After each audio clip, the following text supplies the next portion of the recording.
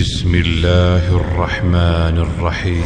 ارتق لأنك حافظ يا مسلما، ارتق إلى الفردوس تلقى المنعما، ارتق فإنك قد تعبت بحفظه وعملت فيه عاملا ومعلما، ارتق فإنك قد تعبت بحفظه وعملت فيه. بسم الله الرحمن الرحيم. اللهم صل على محمد وعلى آل محمد كما صليت على ابراهیم وعلى آل ابراهیم انك حمید مجید. درس حدیث ما بخیر از مشکات المصابیح رسیده به نمبر 14 حدیث 15 حدیث. درس امروز ما شروع میشه نه حدیث نمبر 16. اللهم صل على محمد وعلى آل محمد كما صليت على ابراهیم وعلى آل ابراهیم انك حمید مجید. وقت را ضایع نکرده باشیم با او شکلی که مشکات المصابیح خوانده شود. دوستای عزیز که روز اول برایتان تشریح کردم، در هر حدیث اسماء الرجالش تشریح شود، هر کلمه حدیث با شرحهایی که علما در سر مشکات دارن مطالعه شود و کلمهش با شرح و بسط زیاد داده شود و همچنان بیان مناسبت حدیث با ترجمه الباب شود و همچنان بیان فواید حدیث بیان شود. باید هر روز در نیم ساعت یک حدیث بخوانیم. لحاظ دیدی که وقت ما بسیار کم است و درسای ما بسیار قیمتی هست. از امو لحاظ دیگه درسایتونه به او شکلی که دیگه علما میخوانن، بسیار شرح میتن، بسیار دوستای خدا میفهمونن. تا او درجه ما و شما وقت نداریم دیگه. ما تستر همه بتانیم که حدیث ها را ترجمه بکنیم. بعد از ترجمه با فواید حدیث خودتان دقیق شوید. زیاد مهم است که از تشریح زیاد کده کتاب خوانده شود با کل احادیث ما آگاهی پیدا کنیم. با در فکر ما می باشه که بعضی دوستا هستند که چیز حلال از سر خود حرام می سازند. طور مثال که زن خود جنجال میکنه در خانه، امیدن برای حلال است، حلال شدن زن در نکاح ورده، باسی انسان از وسوسه شیطان صدا میکنه که حلال دنیا بالای ما حرام باشه، از حلال دنیا او زن تو هستی، تو هم بالای ما حرام باشی. ما وقتی که مشکات المصابیح خوانده باشیم با همین موضوع را ما طلاق نمیگوییم. همین موضوعی را که این آدم زن خود بالای خود حرام ساخته، ما میره طلاق نمیگوییم، ما میره یمین میگوییم، میره قسم میگوییم. کسی که سر حلال قسم بخوره و را حرام بسازه با موضوع یمین و قسم می باشه. این میده مشکات المصابیح هست. اگر من زیاد تشریح کنم در باب النذور و الایمان، باب الایمان و النذور در جلد دوم است بعد از کتاب النکاح. خیلی دور است. چقدر دور است. این گپ به خاطر گفتم که یک ذره تستر میخوانم، کتابایتان کتان باشه. انشاءالله من درسای شما را کمی آسان میسازم. جای دیگه که خوانده با خوب براتان آسان میشه. حدیث نمبر 16 میخوانم. ابن عباس روایت میکنه که ان وفد عبدالقیس، وفد عبدالقیس یک قبیله هستند که ایا در بحرین زندگی میکنند. غالبا در دو مرحله پیش رسول الله صلی الله علیه وسلم در دوران هجرتش تشریف آورده. مرحله اول در 8 هجرت و مرحله دوم در 9 هجرت. یا یک جماعی هستند که در بحرین که زندگی میکنند مسلمان ها هستند، اما همیش که پیغمبر علیه السلام دید و دید ندارند. چرا؟ در بین ادمی مردم مسلمان عبدالقیس کفاری هستند که مزاحم ادیا میشن که اینها همیش رفت و آمد با مدینه منوره و 6 برخاست و تعلق زیادی با رسول الله صلی الله علیه وسلم داشته باشند. صرف این سال دیگه سال یا میتونن در ماه حرام یک رابطه با رسول الله صلی الله علیه وسلم داشته باشند. همین مسائل یک ساله خدا نمایندهشون من از رسول الله صلی الله علیه وسلم پرسان میکنن و میرن به دیگه دوستای خود او را میرسانن. این بود خلاصه همین حدیث. با ترجمهش میکنم از حدیث چه برآمد و چقدر به سختی میآیند، در بینشان کفار هم است و مشکلات هم دارن، ضرورت های دینی خود میگیرن، باز آرام نمیشینن و نمو ضرورت های دینی را به دیگه هم میرسانن. ما و شما که مسلمان ها هستیم، نسل به نسل مسلمان هستیم، پدرای ما مسلمان است، اما ما هم یه احساس نداریم. نه جای میریم دین یاد بگیریم، یاد گرفتگی دین خدا به کسی نمیرسان. یا از مردم میترسیم، یا میشرمیم، یا تنبل هستیم. خلاصه کلش گناست. اگه میشرمیم هم گناست، اگه میترسیم هم گناست، اگر تنبلی هم میکنیم گناست. خب در کل غیرت خوب است که دین آدم برسانه. حدیث میخوانیم از ابن عباس روایت میکنه، روایت شده که قال فرمود ابن عباس ان وفد عبدالقیس، جماعه عبدالقیس نماینده ایشان منذر ابن الاشج بود. نماینده ایشان کلان ای گروپی که علما بیان کرده 14 نفر بودن در دوره اول که آمدن. چند نفر بودن؟ 14 نفر. نماینده ایشان منذر ابن اشج بود.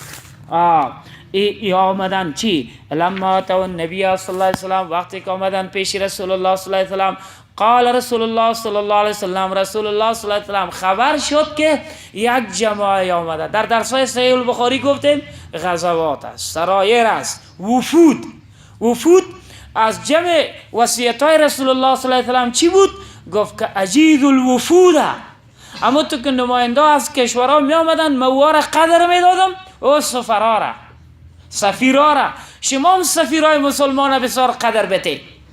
این رسول الله صلی الله علیه وسلم قدر داد سفیرای مسلمان. چه گفت؟ خبر شد که این جماعه آمده. قال گفت رسول الله صلی الله علیه و من القوم، این قوم کدام قومت؟ او من الوفد، شک راویت، یا این نماینده کدام نماینده هستند؟ قالوا خودشان گفتن ربیعه، نحن ربیعه، ما قوم ربیعه از جماعه عبدالقیس از مردم بحرین هستیم. قال رسول الله صلی الله علیه وسلم گفت اجید الوفود، مکافات بده، قدر بده نماینده ها را که از کشورها می آیم. این یار قدر داد. چه گفت؟ دعای خیر کرد در حقشان. پیغمبر در حق کسی که دعای خیر کنه. ما شما حدیث در صحیح البخاری داشتیم، در غزوه هنین امو غنایم که تقسیم شد، مردم های انصار با شکایت کردن، گفتن که هنوز در ما زخما داریم، ما تکلیفا را کشیدیم و جهاد ما پیش بردیم، اما با مردم قریش پیامبر سلام چه کرد؟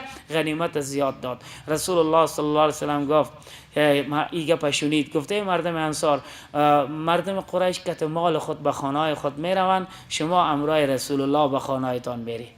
ایگه پا که گفتن به رسول الله سلام خیلی وا خوشحال شدن، گفتن که از هر چیز دنیا کده به ما خوشایند بود که ما امرای پیغمبر به طرف خانه خود بریم. پیغمبر خیلی دوست داشتن. آل رسول الله سلام در حقی مردم دعا میکنه. این بسیار نعمت کلانت. گفت مرحبا بالقوم، مرحبا باشه به قوم. مرحبا یک کلمه عربی است. مرحبا جایی را میگو که خیلی فراخ باشه، یک زندگی فراخ و آرام و دارای عافیت و امنیت نصیب دیا باشه. او بالوفد، یا به این گروپ های نماینده‌ای که 14 نفر هستند، غیر خزایا، اینها رسوا نشند در آینده، ولا نداما، پشیمان از دین نشوند. همین ترجمه شد. غیر خزایا 3 قسم دعا کرد. یک دعا مرحبا بالقوم، دوم غیر خزایا، این قوم رسوا نشوند، یعنی آینده خوبم نصیب یا شوند، ولا نداما، در این دینداری خود یا پشیمان هم نشوند. فقال گفتن یا رسول الله، یا رسیدن. رسول الله صلی الله علیه و عزتی که بود، قدری بود، یار داد. آلیا مشکلات خود پیش میکنن. فقال گفتن یا رسول الله، ای رسول الله انا لا نستطيع. مشکل خود اول بیان کردن. بعد از مشکل خود که رسول الله صلی الله علیه و برای سوال نمانه چرا زودت پیش من نمیایی اونا گفتن این تو یک مشکلات و باز مقصد خود پیش کردن. انا لا نستطيع، ما نمیتوانیم ان ناتیک پیش تو حاضر شویم، تشریف فرما شویم، با تو ملاقات نزدیک داشته باشیم. الا فی الشهر الحرام، مگر در ماه حرام. سه تاش پای در پای از محرم الحرام، قعده ذی الحجه، محرم الحرام، یک تاشم فرض و تنها رجب المرجب. این 4 تا ماه را چون مردمای عرب ها در بینشان حروب و جنگ ها بود، ولی به این 4 ماه خیلی احترام داشتن. در این 4 ماه جنگ نمی بود. این تعداد مسلمان ها و این تعداد صحابه گویمشان از نماینده عبدالقیس بعد این 4 ماه از فرصت کار می گرفتن، پیش رسول الله صلی الله علیه و می آمدن، خودشان مشکل خدا میگن و بیننا و بین ما و بینک و بین تو هذا الحی، این قبیله است من کفار مدر، از کفار مدر که اونها مزاحم ما میشه که زود ما خودت زیارت بکنیم و مسائل دینی خدا از تو خودت جویا شویم. فمرنا، بنان ما بسیار و سختی پیش خودت میرسانیم. خدا این سال دیگه سال وقت ما کم است، وقت دقیق ما داریم. فمرنا، امر بکو برای ما به امر فصل، با یک امری که او قاطع باشه یا یک امری که فیصله بین حق و باطل باشه. نخبر به من وراءنا، ما که یاد بگیریم از خودت، باز وظیفه داریم با دیگه برسانیم. ما هم چی داره که میرسانیم، چی داره میخوانیم، با ایره چه بکنیم؟ ما ایره باید برسانیم. یکی از دوستای ما حالا در درسای ما شرکت نمیکنه، گفت من اول که در درسای می آمدم پدرم مزاحمت میکرد. گفت ولی من درسا را با ثبت میکردم. گفت که مزاحمت میکرد و به حد مرا تهدید میکرد، مزاحمت میکرد که نرو به درسا، تهدیدم میکرد، دشنام میداد، قسم میداد. من با پوت می آمدم درسای خودم باز میخواندم. باز رود شد که گفتم بیایم درسای ثبت کردگی رو به این میمانم، به نام خودش نمیگیم، یک کسی هست اینی درسا را خوانده به ما، نامت نمیگیرم. گفت نامت نگرفتم. درسا را گفت نابینام شده بود پدرم، درسا برش ماندم. درسا را گوش گرفت. گفتی کی است؟ گفت اون نمو کسی است که تو مرا نمیمونی پیش برم درس خواندن. گفت برو بچیم، الله مرا ببخشه، من خیلی گناهگار شده بودم. یعنی یقینا تنبلی خو میکنه، ایرا بپذیره که تنبلی میکنه. امی درسای ما را با دوستای خاصتان، به نام مردم حساسیت داره، به نام مردم نفرت داره. درسای ما را با دوستایتان گوش بده. باز از نام منی بگو که عبدالظاهر داعی است، درسایش گوش بگیره. عبدالظاهر داعی است. یا خیر است بگویه که یک مولوی صاحب دیگه است از کاپیسا، زیاد مردم دوستش داره، نامی اموره بگیره، درس پیش بره. چی کنم نامه؟ چی کنیم؟ امی چیزا ما را نجات میده؟ در قبر عمل صالحه، جواب به توحید الله، جواب به رسالت رسول الله، جواب به معلومات دینی. اگر بگویی که لا ادری یقول الناس، مردم میگفت فقلتو، دیخو نجات نیست. فقط درسا را به دوستا کم گوش بده. با که وقت آخر یک گوش گرفت، حدیث بود، نمبر داشت، باب داشت، فصل داشت، یک قرآن بود. این امروز سوره درسای ما سوره سبا بود. این خوی سوره سبا در قرآن دیمشان خوی کی بود؟ فلانی بود. برو بچیم درسای تا بخوان. او هم پشیمان میشه. دوام که زده بود تو را هم پس میگره، بدگویی هم که گفته تو را هم میگره، وهابی گفته تو را هم در جیب خود میمانه، دیگه وهابی هم نمیگو. شما مارام ما مارام، خلاص چقدر خوب. اما تنبل خیلی هست، ایره بپذیره، ادی تنبلی خدا بکشه. حالا بیزو کسی نه دستایتان مچی میکنه، نه دست قاطا و کسی شما را میشونه پیسه بگیره. از دو گپا خو محروم شده. چرا خدا از پیشتان راضی نشه؟ دنیا خو از پیشتان گرفته شده، کارتای تلفن از شما دی خیراتا خریده نمیتونه. پس چرا خیر الله از پیشتان راضی نشه؟ هم دنیا بره، هم بیغیرتی با شما بانه. یک تا گپ بود، به خاطر که حدیث با شما گفتم. از حدیث وقت پیش رویش کفار یک کت مشکل من از پیغمبر به سختی یاد میگیره، او رو میرسانه، این دینداری میگه. فایده حدیث امی شد، ما براتان گفتم. خواب رسول الله صلی الله علیه وسلم گفتن برای رسول الله صلی الله علیه وسلم که به ما یک کار رو بگو که بسیار قاطع باشه، فرق بین حق و باطل باشه. یخبر به من وراءنا، نخبر خبر بده ما به با عمو چیزی که تو به ما میگویی، من وراءنا کسایی که اونها پشت سر ما هستن انتظار ما را میکشن، ما اون برای اونها نمایندهشان هستیم. و ندخلوا به الجنه، دو کار بکنیم، یکی چیز خواندگی ما را برسانیم به او و کتدمی که از تو یاد گرفتیم به جنت داخل شویم. هدف ما جنت رفتن باشه. الله جنت ببره ما را، الله یعنی جمع ما را که عالم تو جمع هستیم. در آخرت هم این ملاقات با ما شما در جنت الله نصیب بکنه، در جنت الله که از یکی دیگه گذشته ما او یک تعداد ما دیگه نیستن، یا فارغ شدین رفتین، یا کسایی بودین از علمایی که وقتشان پوره شد یا شهید شدن مثل قاری صاحب سید علی، و یا ای که وفات کردن رفتن. با در جنت بگویم که خب دیم درسای ما باز یک تعداد کسایی بود که والا می آمد پیداش کنیم، بریم پیداش کنیم در جنت. الله کلی گیر ملاقات چه نصیب ما بکنه. این هدف ما باشه. و سألوه عن الاشربته، دو چیز داشتن اینها، دو چیز داشتن، سوال کردن از رسول الله عن الاشربته، از نوشیدنیا.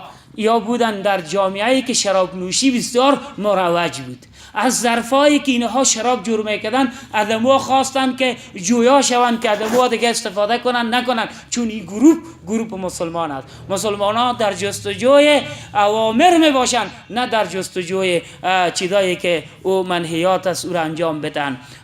فامرهم رسول الله صلی الله علیه و آله و امر کرد به اربعین، با 4 کار، و نهاهم منشان کرد ان اربعین، از 4 کار. امرهم امرشان کرد بالایمان بالله، به ایمان آوردن به الله وحده و بتنای الله. قال رسول الله صلی الله علیه و سلم گفت اتدرون میدان مل ایمان بالله، چی است ایمان به الله وحده و بتنایش؟ قالوا گفتن الله و رسول علم، الله و پیغمبرش میدانه. از این جزء حدیث معلوم نمیشه که یا ایمان نداشتن. یاد ادب ادیا مثل ادب صحابه بود، صحابه بسیار چیزایی را میدانستن. امروز اگه نوبت حدیث رسید با میبینیم که صحابه ادب میکنن. یا هم گفتن که باش پیغمبر در ارتباط اینمی موضوع چه میگو به ما؟ گفتن الله و رسول علم. قال رسول الله صلی الله علیه و سلم گفت ایمان این از شهادتان لا اله الا الله، شهادت دادن به وحدانیت الله، و ان محمدن رسول الله، شهادت دادن شهادت دوم که شهادتین میگو. اینا پیشان براتون گفتیم کسی گفت که برای من کلمه شهادت را ترجمه کو، تو برش بگو شهادت ترجمه کنیم یا شهادتین، او ویران میمونه. والا شما راستی مولای نوکی هستی؟ 2 تا شهادت تالی نفهمیده، یک شهادت به وحدانیت الله، دیگه شهادت به رسالت رسول الله. 2 تا شد یا 1 تا؟ 2 تا شد. اینا بابا گفت 2 تا را تشریح کنیم یا 1 تا را؟ با او ایران میمونه دیگه. خود نخوانده دیگه. کاش که بابا گویا من نخواندیم. جهل مرکب و جهل بسیط. جهل مرکب جاهل مرکب او رو میگو نمیفهمه که نمیفهمه، من نمیفهمه که نمیفهمه. اما جهل بسیط او رو میگو نمیفهمه با میفهمه که نمیفهمه. این خوب است، با نمیفهمه با میفهمه که نمیفهمه. حالا کاش که مردم ما اما تو جاهلایی باشه که نمیفهمن با بگوین ما نمیفهمیم. وقت نمیگیریم. رسول الله صلی الله علیه و سلم گفت 2 و ایتای زکات و اقام الصلات، قائم کردن نماز. 3 و ایتای زکات، دادن زکات. و صیام رمضان. 4 و روزه گرفتن ماه مبارک رمضان. و ان تعطوا من المغنم، و شما بده از غنیمت الخمس. 5 ما چند تا گفته بودیم در سر حدیث؟ 4 چیز امر کرده بود در ارتباط و ان تعطوا من الخمس من المغنم الخمس. 2 جواب علما گفت. این سوال فهمیده؟ رسول الله سلام با 4 چیز امرشان کرد. این 4 چیز در حدیث بیان نشد، 5 تا شد. باز جوابش است که این غنیمت شامل زکات است. یک مسئله. موضوع دوم، موضوع غنیمت بحث 5م ساخت مثلا مستقل، به خاطر که در بین عرب ها بحرین و مدینه و مکه و شام و ایجا جنگ ها زیاد بود، موضوع غنیمت ها زیاد بود، بنان تخصیص داد رسول الله صلی الله علیه و موضوع غنیمت جدا.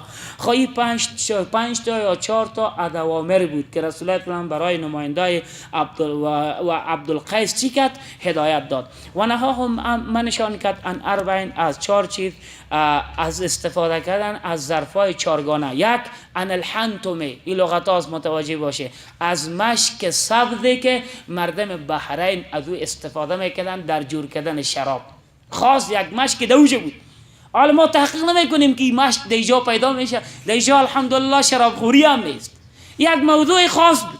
خب و دوباره اونها را منع کرد از استفاده کردن از ظرفایی که دویی بود. گوش بگیری، نماینده عبدالقیس از شراب خوری جان خلاص شده بودن، ولی رسول الله صلی به صد ذرایع به احتیاط گفت از امو ظرفا شما استفاده نکنه، بوی سابقه شراب در دماغتان شوقتان دوباره نبیاید. علی حکمت بود، جوابای حدیث شد که آیا از اون ظرفا مردم بحرین استفاده کنند؟ بله، تا یک زمانی بود. امام مالک، امام احمد حنبل میگو حرمت استفاده از امو ظروف چارگانه تا قیام قیامت است، اما جمهور علما میگه که موقتی بود، به خاطر که وا نو به شرف اسلام مشرف شده بودن، از اون ظرفا وا استفاده شراب میکردن. رسول الله صلی الله علیه و گفت از او کار نگیری که دوباره باز روی به شراب نبیاری. خب یه حدیث بسیار مسائل عقیده هم که خود داره، ما اشاره کردم انشاءالله شما گرفته. و نقیر همچنان رسول الله صلی الله علیه و منع کرد از استفاده کردن از ظرفای نقیر. نقیر امو ظرفای رو میگه که از چوب جور شده، با ظرفای چوبی هست، داخلش گندگی هست، ظرفای چوبی در گذشته بود. حالا به شکل چیزای نمایشی مردم در خانه خود نگاه میکنن، امو ظرفای چوبی سابقه را. چهارم و المزفت و منع کرد از استفاده کردن از ظرفایی که از چوب جور شده، اطرافش قیر گرفته شده. چرا این ظرفها شراب زود جور میکرد؟ رسول الله صلی الله علیه و گفت حال خود شما مسلمان شده، شراب نوشی در حق شما بند شده. شراب نوشی در غزوه خیبر منع شد. آمدن زیاد در چندم بود؟ 8 و 9 هجرت بود، یعنی وقتی بود که حرمت شراب آمده بود. و قال رسول الله صلی الله علیه و گفت احفظوهن، حفظ بکنه شما اوامر را، و اخبروا خبر بده بهن به اوامر من وراءکم، کسایی که پشت سر شما بودن. متفق علیه و لفظ للبخاری. بخاری و مسلم این حدیث به اتفاق روایت کردن، اما این لفظی که دیجا داشتیم به همین لفظ در بخاری است. و لفظه للبخاری چی مانا؟ به این همین لفظ کیش ذکر شد در صحیح البخاری است. شما باز مطالعه کنه، نمبر حدیث در صحیح البخاری 53، نمبر حدیث در مسلم حدیث ابدام. حدیث دوم در درس امروز ما نمبر حدیث ابدام میخوانیم. و عن عبادة بن الصامت قال قال رسول الله صلی الله علیه و سلم، رسول الله یک واقعه دیگر میخوانیم، یک واقعه‌ای که مسائل دی بیان میشه. رسول الله صلی الله علیه و سلم در جمع الصحابه تقریر داشت و حوله عصابه، در اطراف رسول الله صلی الله علیه و یک جماعه بود من اصحاب ید یارایش، با اصحاب خود گفت بایعونو بیعت بکنه برای من، علا بیکن لا تشرکو بالله شیئا، شما شریک مقرر نکنه به الله چیزی را، یک ولا تسرقوا ولا تسرقوا، شما دزدی نکنه، دو ولا تزنوا زنا نکنه، سه ولا تقتلوا اولادکم، به قتل نرسانه اولادای خود، چون عربا اولادای خود به قتل میرساندن من خشیت املاق، یا از خاطر باز اونمو ننگی که داشتن که دخترها چطور باز زنده بانن و کلان شون و ما صاحب داماد شویم. ولا تقتلوا اولادکم، به قتل نرسانه اولادای خود را. و یا ای که صحابه در این وقت که رسول الله صلی الله علیه و برای دیو نصیحت کرد اولادای خود نمیکشتن، یک رقم اولاد دیگه کشتن است که اولاد به اعتبار معنا اولاد از قرآن خواندن منکو، و اولاد در مدرسه نمون، اولاد در مسجد نمون، اولاد در دعوت دین نمون، از دعوت های دینی اولادت منع بکو، کشتن اولادت. ولا تقتلوا اولادکم، به قتل نرسون اولادای خدا. ولا تأتوا ببهتان، شما اتیان نکنه، آمدن نکنه با یک تهمت تفترون و عبور جور بکنه بین ایدیکم، پیش روی دستایتان و ارجلکم، پیش روی پایتان، یعنی از خود جور بکنید تهمت ها را. یک کسی گناه نکرده، مرتکب گناه نیست، آدم بد نیست، تو را بد معرفی میکنی، باید در هر جا تید میکنی زناکار است، بدکار است، شوگرد است، الاگرد است، این یک گناه هست که شما این کار نکنه. ولا تعصوا فی معروف، شما نافرمانی نکنه در انجام کارهای نیک در اخیر نتیجه. و فمن وفا منکم، کسی که پورا بکنه از شما، فاجر پاداش او است علی الله، بالای الله. چه مانا؟ با الله شریک مقرر نکرده و دزدی نکرده، زنا نکرده، اولاد نکشته، تهمت بسته نکرده، کار ناروا را نکرده، کار روا را کرده. این نمی کسی که وعده کرده با پیغمبر وعده خدا وفا بکنه، فاجر علی الله، اجرش پاداشش با الله از جنت میبرش. و من اصحاب من ذالک، کسی که مرتکب شوه ادین کارهای بد، شاید یک چیز را فعوقبه عذاب کرده شود بهیبان فی دنیا در دنیا فهو اینمی عذابش یا امی تطبیق حد بالایش فهو کفارت لو کفاره گناهی شد برایش در آخرت و من اصابه کسی که مرتکب شود من ذالک ادی بدیا که در حدیث بیان شد شاید چیز را ثم ستره الله الله ای را بپوشانه زنا کرده بدی کرده دزدی کرده اما کسی سرش خبر نشده کسی سرش خبر نشده تطبیق حد بالایش نشده باز ایر الله پوشانده علیه بالایش او گناهیش فی دنیا در دنیا فهو الی الله این انسان گناه کرده اما از گناهش کسی خبر نداره این مربوط میشه به مشیت الله انشاء اگر خواست الله شد عفو عنه عفو میکنه ادان و انشاء اگر خواست الله شد عاقب و عذابش میکنه فبایعناه بیعت کردیم تعهد کردیم بر رسول الله الله ذالک و کارایی که ناروا کارا را ما نمیکنیم دو تا گپ براتون یاد میکنم تشریح حدیث ترجمه حدیث شد ما شما در وقت کم ما که ترجمه کرده بریم بسیار کلان نعمت است برای ما یک رسول الله صلی الله علیه و سلم به اوامر صحابه را از پیشان بیعت نگرفت به نواهی از پیش صحابه بیعت گرفت غرض چیست غرض است که انسان از کارهای بد که منع شد با کارهای نیک بالایش آسان است یک گپ دوم در حدیثی را یاد گرفتیم اگر کسی کار بد بکنه طور مثال زنا بکنه باز این زنا در مقابل زنای جزا برش داده شود زنا دو حالت داره در ارتباط مرد میگیم بچه زندار نیست مجرد است زنا میکنه 100 دوره برای شریعت تطبیق کرد بالایش حکومت یا والی مسلمانا با فیصله قاضی مسلمانا حد را بالای دی تطبیق کرد و یا اینمی مرد که زنا کرده زندار است سرعدی حکم چی است سنگسار است این سنگسار شد اینمی سنگساری که در جرم زنا بر ازی سنگسار دنیوی عذاب دنیوی عذاب آخرت از نظر حدیث خلاص شده دو مذهب داری مذاهبی هستند جمهور علما میگن که تطبیق حدود کوافر هم از زواجرم چه معنی کسی کار بد کرده حد بالایش تطبیق شد باز این کفاره گناه خودش میشه زجر به دیگران میشه فلانی زناکار از سنگسار سرش کردن من زنا نمیکنم من هم سنگسار میکنن فایده دنیویش برای دی آدم فایده اخرویش که عذاب نمیشه به اعتبار زنای دنیویش حد بالایش تطبیق شده خود تعدادی از علما میگه که تطبیق حدود چی است زواجر است کوافر نه یعنی زجر به دنیا به دیگران هست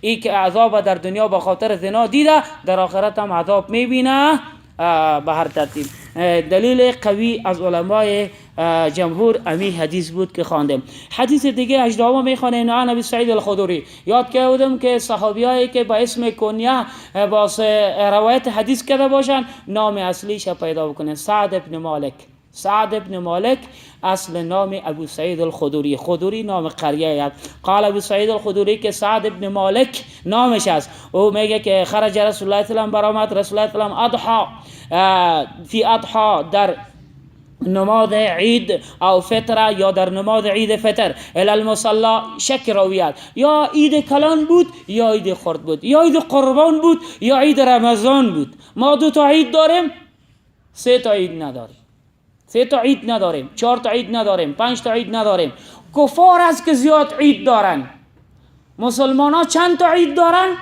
2 تا عید اضحی و عید فطر عید میلاد با سعادت پیغمبر ندارن نفهمیده ولادت پیغمبر به دنیا معلوم است هیچ کس از ولادت پیغمبر انکار نمیکنه اما علما در محفل گرفتن میلاد پیغمبر با گپ دارن بنان ما عید میلاد نداریم که یک روز ما عید بگیریم به خاطر که این روز 12 ربیع الاول دوشنبه ولادت پیغمبر علیه السلام ما چند تا عید داریم 2 تا داریم از کجا گفتیم از نظر این حدیث از باب العیدین دمشقات بخوانیم با جمعه که 2 تا عید داریم 3 تا عید نداریم اهل سنت 2 تا عید دارن اهل بدعت با 20 تا عید دارن یک روز میشه که تولدی خودش هم چی بگیره و این تولدی را سال تولدی را محفل گرفتن از کی پایده بود یادتانه در ترجمه چی گفته بود از کی یوم الزینه را یک تفسیر کرده بودن که باز برای اون ساحرا گفت او نمروده موسی علیه السلام گفت اون نمروده را که تو تولد شده سالش میگیری ده اون نمرود جمع میشه خیر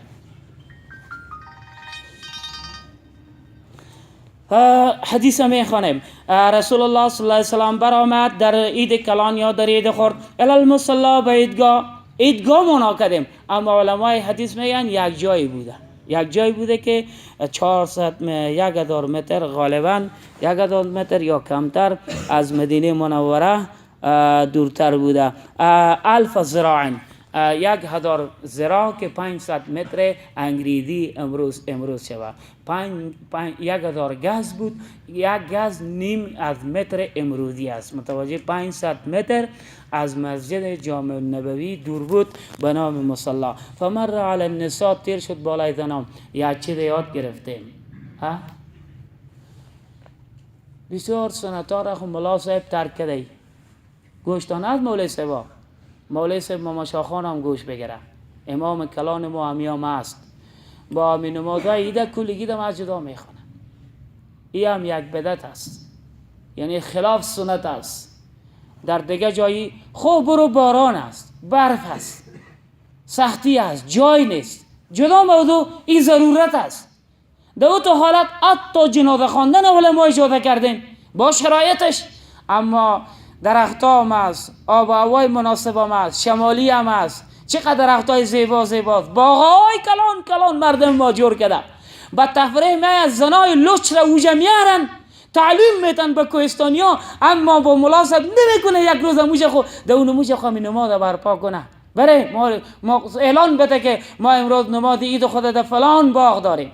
ای باغ والا، امروز در باغ تو ما شکر نعمتی که الله بر تو داده با واسطه تو ما او را ادا میکنیم. میریم در باغ تو نماز عید میخوانیم. این حدیث ثابت شد. رسول الله صلی الله علیه و آله در جامع النبوی صلی الله علیه و آله نماز عید نخوان، در مصلا نماز خواند. این هم یاد گرفتیم. اما فایده های حدیثه که در ضمن نشان بگوییم به خاطر کم بودن وقت ما بازم خوب است. فمر علی النساء تیر شد بالای جماعت زنا که زنا فاصله شان از مردا دورتر بود. فقال یا معشر النساء، ای گروه زنا تصدقنا، شما صدقه بکنه. چرا؟ فینی اریت کن، ما برم نشان داده شد شما زنها اکثر من اهل النار، شما اکثرتان اهل دوزخ بوده. اکثر شما که جنت دوزخ برای من نشان داده شد. این از معجزات پیامبر سلام است. دوزخ برش نشان داده میشد، جنت برش نشان داده میشد. در حدیثای دیگه هم داریم، وقت ما پوره شده. من در وقتی که جهنم به من نشان داده شد، به من نشان داده شده شما زنا زیادتان جهنمی. قل نگفتن بما یا رسول الله، زنا ترسیدن با کدام چیز، با کدام سبب، با کدام دلیل ای رسول الله صلی الله علیه و ما اکثر ما اهل دوزخ می باشیم؟ قال رسول الله صلی الله علیه و گفت تو کسر لعنه، شما زیاد لعنت میگی، زیاد دشنام میگی، زیاد در خانه اولادایتان تهدید میکنه، با شوهرایتان لعنت میگی، دشنام میته. این به این خاطر شما اکثر شما دوزخی است. ما رأیتو، ما ندیدیم. رسول الله صلی الله علیه و ادامه داد سخنهای خدا. من ناقصات عقل، از کم از نقصهای عقل و دین، از نقصهای دین در ارتباط شما زنها ما دیدیم که شما زنها ناقص عقل هم هستی و ناقص دین هم هستی. زنا را نگوی او بی عقل، این گناه است. عقل داره، عقلش برابر ما نیست. وقتی که عقلش برابر ما نیست، اوی انسانی که زن خود طلاق میکنه، او زن خود عقل نداره، نقص عقل داره، این بیخی بی عقل میشه. او تهدیدن گفتیم اگه یک عقل داشته باشه در مقابل او زنی که عقلش کمه چرا گذاره نمیکنه؟ بنان یک عقل دید این وقت گرفته میشه، این شیطان سر دی بسیار فشار میره، اون زیر تاثیر شیطان است.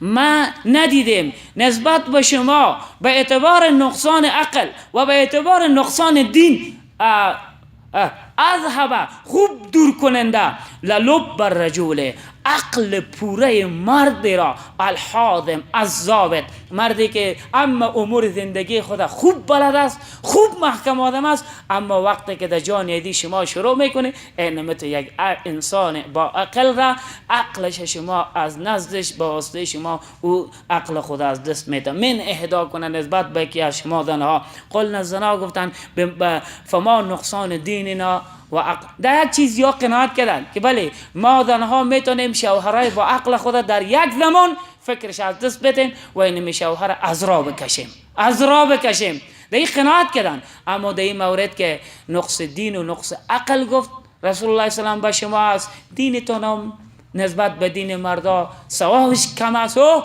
ثواب دین به شما کم است و همچنان در ارتباط عقل شما نقص است. زنا گفتن چیست؟ یا رسول الله قال گفت الیس شهادت الرجل مرأة، آیا نیست شهادت یک زن مثل نصف شهادت الرجل، مثل نصف شهادت یک مرد؟ در شهادت یک دو تا زن باشه یک تا مرد، او شهادت باسید غیر از موارد زنا. قلنا گفتن زنا بله، امیر رقم از ما قناعت داریم که دو تا زنا برابر با یک تا مرد در شهادت، سه تا میشه، دو تا زن یک تا مرد. قال رسول الله صلی الله علیه و فذلك من نقصان عقل، این دلالت به نقص عقلی زن میکنه. فتذکر احداهما الاخرى، که در قرآن ما جوابش داریم. در شهادت یک تا زن یادش میره، دیگه زن بگویش که این تو بگو. فقال رسول الله صلی الله علیه و گفت الیس اذا حاضت نقص دین، آیا نیست زن وقتی که به حیض مبتلا شود لم تصل نماز نمیخونه، لم تصل برش اجازه نماز نیست، ولم تصم اجازه روزه برش نیست. قلنا زنا گفتن بلا بله. قال رسول الله صلی الله علیه و سلم فذلك من نقصان دینها، این از نقصان ثواب دین زنا هست. گرچه در ترجمه ما امو سوالی که بود سوال رفع کردم، ولی سوال پیش ما ای است که زنا چی ملامت هستند؟ حیض خو از جانب الله امر قد کتبه الله علی بنات آدم. چرا ثواب؟ دو مسئله را انشاءالله بحث میکنیم. یکی که آیا این زنایی که در این جریان مریضیشان نماز خوانده نمیتونند ثواب هست برشان؟ ثواب نمازهای جوریشان. روزه را در این وقت گرفتن نمیتونند، آیا ثواب روزه در رمضان یا قضاییش میارن از برایشان؟ و یا چه ملامت هستند که نقص دین و نقص عقل برشان است؟ این دو موضوع را انشاءالله در درس بعدی تشریح میکنم. اللهم ربنا اتنا فی الدنیا حسنه و فی الاخره.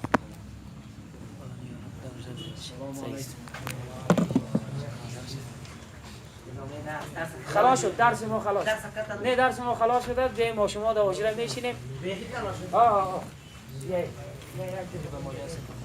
چه گفتم؟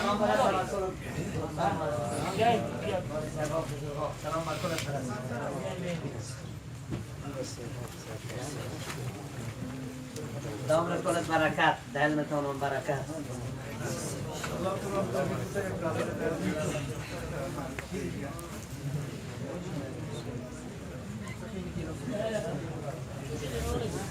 کتاب چه داردی؟